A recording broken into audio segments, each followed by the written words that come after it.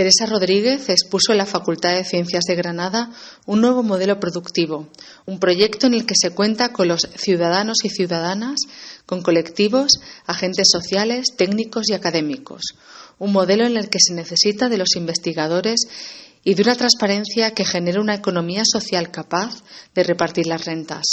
José Luis Serrano, Carmen Lizárraga y Verónica Hernández contribuyeron con sus mensajes al propósito común, que afirma: la ciencia no es un lujo de ricos, es el camino de la prosperidad. Vamos a darle la palabra a nuestra futura presidenta Teresa Rodríguez. No era de esperar que hubiera tanta gente hoy aquí, cosa que me congratula.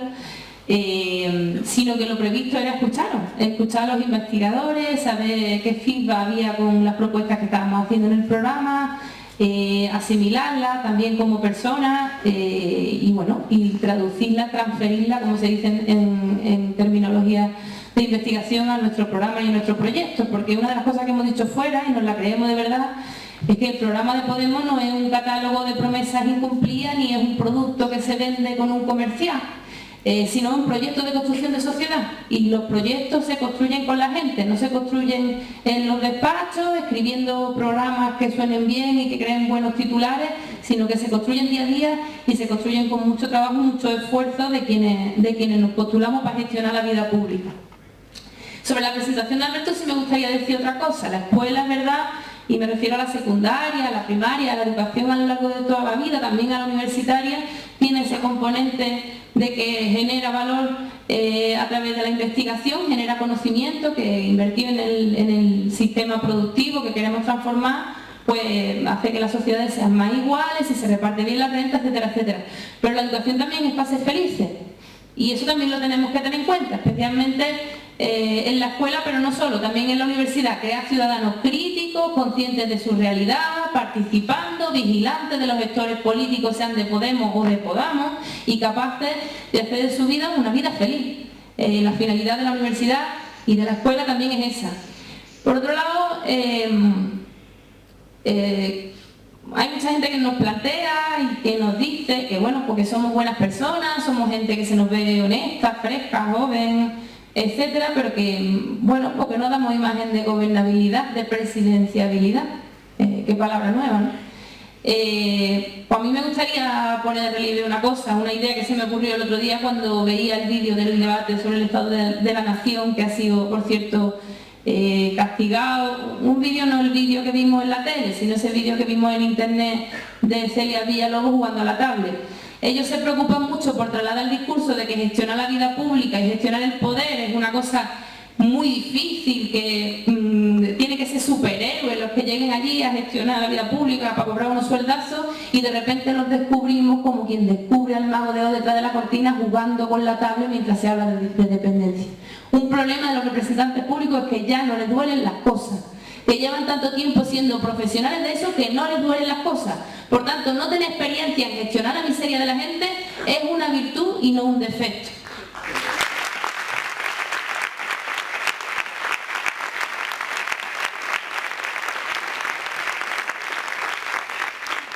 Mira, el sábado pasado estuvimos en Londres haciendo un acto con andaluces y andaluzas que habían emigrado, y nos encontramos con distintas generaciones, con gente que se había ido por distintos motivos, con gente, había efectivamente gente que había ido con su título, pero gente que también había ido con su capazo de herramientas.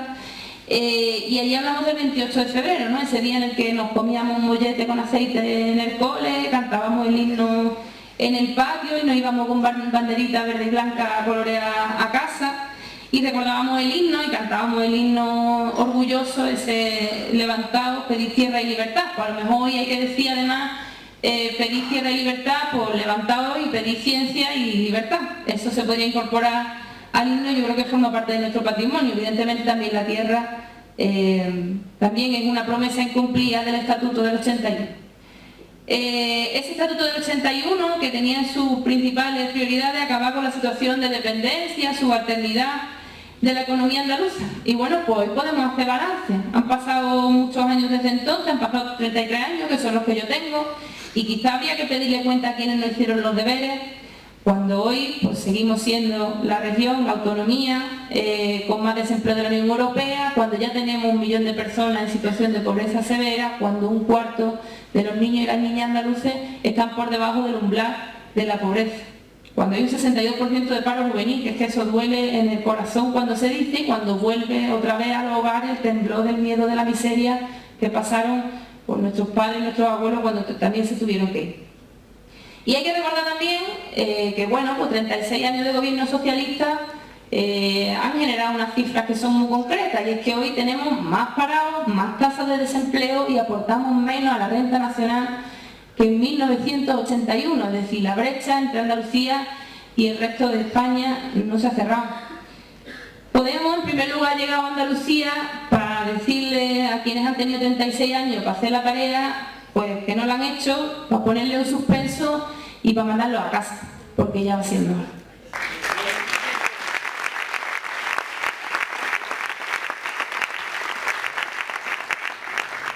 Y allí habían pues abuelos, recuerdo una pareja de la línea de la Concepción, de Cádiz, que se tuvieron que ir en su momento primero a Cataluña con una maletita de cartón y luego acabaron en Londres. Estaba también la generación de los padres que se fueron pues a Alemania, a Francia, con el nombre de alguna estación extraña apuntado en una libreta, y con los niños, recordaba uno de los que estaban allí presentes, con los niños muertos de frío en la estación de Chamartín para hacer transbordo. Sueños que siguen teniendo nombre, apellido y rostro, y que hoy son pues los hijos y las nietas que un día se meten en una página de low cost para comprarse un billete de solo ida y ver las lágrimas de sus madres a través de la pantalla del escáner. Esa es la realidad. Al final, la síntesis de nuestro programa es conseguir una Andalucía a la que merezca la pena volver y donde se pueda vivir. Sin embargo, pues lo que ha habido son 36 años de sequía. Es verdad que hay cosas que se han conseguido y son positivas, pues evidentemente no tenemos las cifras de analfabetismo, ha habido momentos en los que los servicios públicos en Andalucía eran un orgullo. Para mí es un orgullo seguir yendo a mi centro de salud, y eso forma parte también del trabajo que los profesionales de los servicios públicos han hecho pese a las dificultades que hoy por hoy tienen, teniendo que atender hasta 2 personas cada 5 minutos. El otro día nos reuníamos con sanitarios. Pero la sensación es de agotamiento. Metieron los sueños en el congelador. Aquellos sueños de la autonomía, aquellos sueños del estatuto, esos 2 millones de personas en la calle. Pues Podemos ha llegado también a Andalucía, en segundo lugar, para recuperar aquel impulso viejo y digno, y regar aquellas semillas y descongelar aquellos sueños y colorear aquellas fotos que hoy las vemos en blanco y negro, empeñado efectivamente de hacer Andalucía un lugar de donde los hijos no se tengan que ir, donde no tengamos que volver a tener inseguridad sobre el futuro de nuestros hijos y de nuestras nietas. Nos negamos a aceptar que el paro, que la dependencia, que la periferia forme parte del paisaje o del clima de Andalucía. Eso es imposible. Como fenómeno atmosférico no existe. Nos negamos a tener que conformarnos con el monocultivo de la hostelería y del turismo. Sabemos hacer más cosas, aunque las hacemos muy bien, que hay grandes profesionales de la hostelería que servís cerveza y colocan sombrillas. Y sentimos también como propio, y a mí me gustaría decirlo aquí, recién abandono el Parlamento Europeo, para decir que sentimos como propio también el impulso del pueblo griego, que ante la Troika pues, está exigiendo su derecho a prosperar, a salir de la crisis, y denunciamos lo tramposo de la estafa de la deuda, y lo seguimos diciendo también hoy, aunque presentemos un programa de medidas muy concretas y muy viables. Hay que decirle que no están solos, yo aprovecho cada acto para decirlo, y que no nos resignamos y que no nos rendimos, y que la austeridad no es una vacuna, sino que es la cronificación de la enfermedad.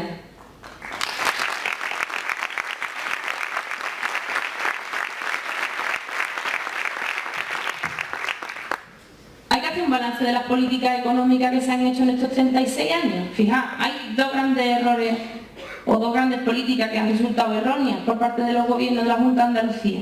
El primero es atraer a cualquier precio grandes inversiones de capitales extranjeros. El bienvenido a Mr. Marshall.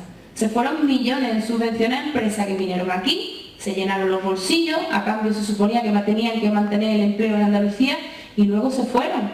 Se deslocalizaron, se fueron a Polonia, se fueron a Marruecos, y no quedó nada más que bolsillos llenos por parte de los andaluces y las andaluzas, y un montón de familias que ahora tienen, las personas que trabajaban 45 años, no hay manera de que encuentren un empleo.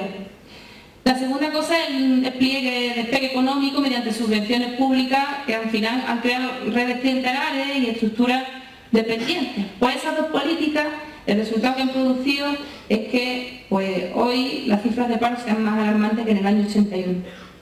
Salir de la crisis, y cuando digo salir de la crisis no me refiero a los mismos términos en los que el señor Mariano Rajoy entiende que sale uno de la crisis, decía Zizek, el filósofo, que la luz al final del túnel seguramente es un tren que viene de frente, ¿no? Pues la salida de la crisis pasa un poco por esa metáfora. Salir de la crisis en Andalucía requiere un proceso de cambio muy profundo de las bases estructurales de la economía y de la sociedad, y esa frase tan grandilocuente tiene que ver con un programa que no es un conejo que se saca de una chistera, que es una reflexión profunda y seria con los profesionales, con los estudiosos, con los académicos, con los trabajadores y las trabajadoras, para decidir qué modelo productivo nos puede sacar a medio plazo de esta situación de su desarrollo. El objetivo es aumentar la productividad. Fijaos, la salida de la crisis se hace a costa fundamentalmente de los costes salariales.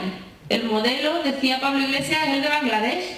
Ya que hablan tanto de los modelos que nosotros supuestamente tenemos para construir, por suyo el de Bangladesh, que seamos competitivos y exportemos más a base de bajar los salarios. Si es que te vas a un chino y ya encuentras otra vez productos made in Portugal y made in Spain, dice, mira qué bien, ha vuelto el made in Spain, dice un titular. Y cuando rasca uno un poco más, se da cuenta de que hay muchas empresas chinas que han vuelto a producir aquí porque es más barato para exportar al resto de Europa gracias a la bajada de los salarios. Se incrementa el número de personas que trabajan para seguir siendo pobres. Habrá más desgracia en la vida que tener que trabajar y encima seguir siendo pobre. Pues esa es una realidad cada vez más extendida. Y tiene con la poca vergüenza el PP de decir que bueno, que empleos se generan, que no nos podemos quejar por eso. Pues no se trata de ponerlo sobre los costes salariales, no se trata de ponerlo sobre la espalda de los trabajadores y las trabajadoras, se trata de aumentar la productividad, y eso pasa sin duda por una economía social y de conocimiento. ¿Por qué economía social? Porque otro aspecto que queremos en nuestro modelo productivo es repartir la renta. No vale tampoco salir de la crisis a costa de que la desigualdad cada vez sea mayor. En España la desigualdad crece al doble de la media mundial. Somos el segundo país más desigual de la Unión Europea después de Letonia. No era verdad que había que apoyar el hombro, era mentira, era una excusa para hacernos caer a la mayoría y enriquecer a los que nunca estuvieron en crisis. Y esto no hay que lanzarnos en el destino, la crisis es una cosa.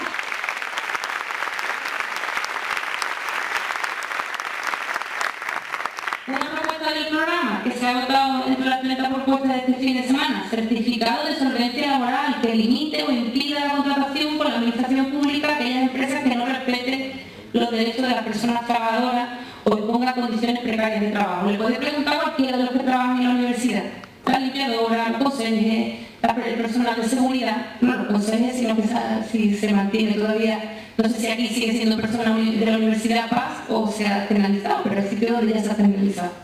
Entonces, ¿por qué la administración pública tiene más de 15.000 personas trabajando en situación de absoluta precariedad en el sistema educativo andaluz? Porque hay monitoras administrativas que cobran 4 euros la hora. Pues eso sí que pasa por las manos de la Junta de Andalucía. Y eso se ha generado con trabajo de la Junta de Andalucía. ¿Por qué no se prioriza las cooperativas a la hora de hacer los contratos públicos? Porque no tienen más ventaja las pequeñas cooperativas, la pequeña y mediana empresa local, que es la que genera empleo de verdad. Y se han quedado con todos los servicios EULE, PLECE y otras del 65, que efectivamente luego no generan riqueza aquí, sino que generan nada más que por mujeres, porque son además la mayoría mujeres las que trabajan en los servicios externalizados, que tienen que echar las cuentas de la luz y del agua con una casilla debajo de un fleso cada mes, pese a que trabajan. Eso es competencia de la Junta de Andalucía. Bueno, pues yo me voy a quedar por aquí. Fijaos, el programa sea cual sea, que lo veréis mañana, ya habéis podido ver las 30 primeras propuestas, ahora queremos escucharlo a vosotros. Se puede poner en práctica no solo con gobiernos valientes, no somos ni superhéroes ni superheroínas. De hecho, lo primero que hemos hecho es someternos a mecanismos de autocontrol, porque, dice mi madre, para ser corrupto no hay que ser honrado. Porque lo que tenemos que hacer, antes de que nos pase, ponernos la vacuna. Mientras nos siga dando vergüenza las cosas que vemos todos los días en el telediario, hay que ponerse las vacunas. Porque la gente, entiendo que no es que genéticamente los que hayan entrado en el Congreso y en los parlamentos sean corruptos y vengan corrompidos de casa. aunque a veces no lo parezca. Son las instituciones las que generan marcos de corrupción, es la política profesionalizada la que genera marcos de corrupción, es el enriquecimiento del político durante el ejercicio de su cargo el que genera situaciones de corrupción. Por eso hemos dicho limitar mandatos, limitar salarios y ser revocado en cualquier momento. Bueno, pues esto es un escándalo, que un cargo público pueda ser revocado si la población así lo entiende, que debe ser revocado. Hacen falta gobiernos valientes, hacen falta gobiernos controlados, gobiernos vacunados, pero hacen falta sobre todo pueblos valientes. Y eso lo vemos con Grecia. Es necesario que la gente esté organizada, vigilante, tenga capacidad de control sobre su gobierno y no deje de movilizarse. No vale depositar todos los huevos en el cesto de lo electoral. Hay que seguir saliendo a la calle, porque es la única manera de que después los programas se puedan cumplir con un impulso de toda la ciudadanía, porque ni somos superhéroes ni somos superheroínas.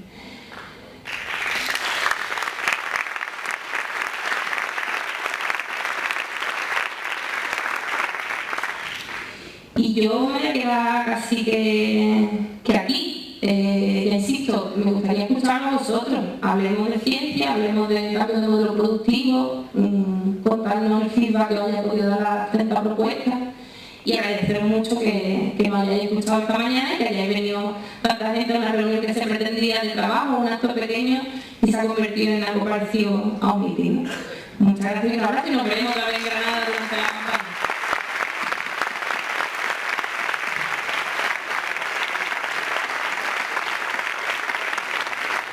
Bueno,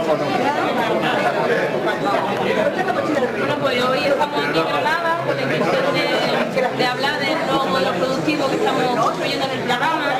Llevamos 2 semanas debatiendo con colectivos, con agentes sociales, técnicos, con académicos, acerca de las distintas partes del programa. Nuestro programa no es un catálogo de promesas incumplidas, sino es un proyecto que se va construyendo con la sociedad andaluza, porque entendemos que quienes tienen que dar un paso al frente son los ciudadanos implicados en las distintas áreas, que se han visto desplazados en muchos casos por la administración, incluso estorbados en su trabajo por la propia administración. Nos hemos encontrado muchísima gente en esa situación con la que queremos interpelar día a día durante la campaña y después de la campaña, porque insisto, el programa es un proyecto de Andalucía que se construye cada día. Sobre este particular que tiene relación con el modelo productivo, a mí me gustaría decir en primer lugar que lo que nos toca hacer son los deberes que nos han hecho 36 años de gobiernos del PSOE.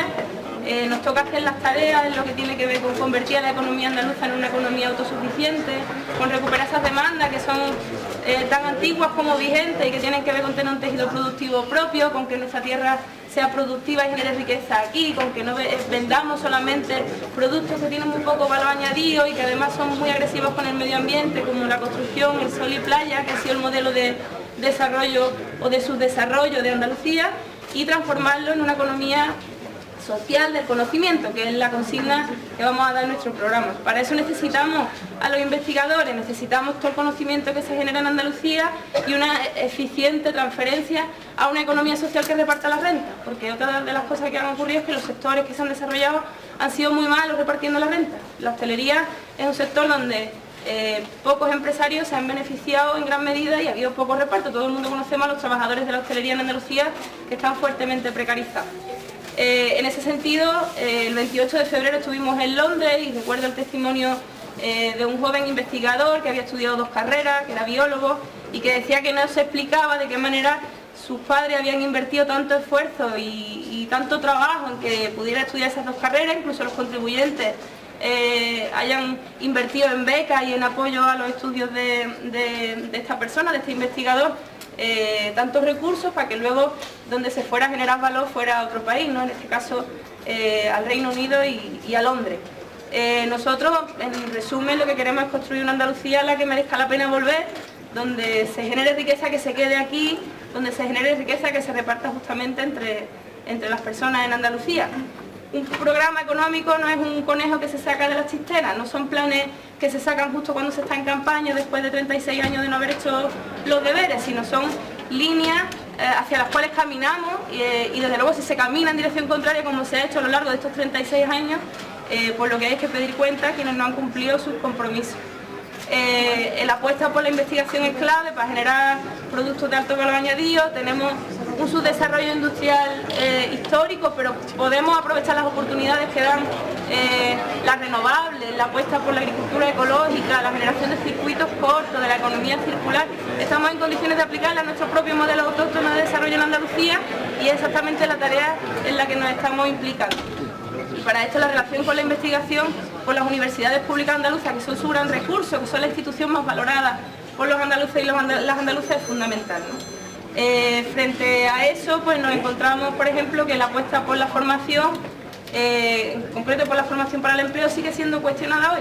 Es decir, que diga Susana Díaz que en su programa electoral va a desarrollar una oficina de lucha contra la corrupción, cuando no se puede hablar de corrupción en pasado, como ella siempre hace, sino que ayer había detenciones nuevas sobre el caso de los cursos de formación. Algunas de las personas, incluso de aquí de la propia Granada, pues merecerían por parte de la presidenta explicaciones hoy sobre las detenciones de estos días, ¿no? No vale hablar de la corrupción en pasado cuando la corrupción lamentablemente sigue siendo algo que está presente en la sociedad andaluza y que continúa haciendo trabajar a jueces y a la UDEF. En este caso nuestra propuesta de lucha contra la corrupción va un poco más allá de crear nuevos recursos, nuevas oficinas, y es un plan global de transparencia. Nosotros entendemos que en las instituciones ha faltado transparencia cuando la gente ha tenido la comodidad suficiente como para recibir regalos para conceder cursos de formación o como para meter a familiares en ERE fraudulentos. En este caso, ¿qué decimos?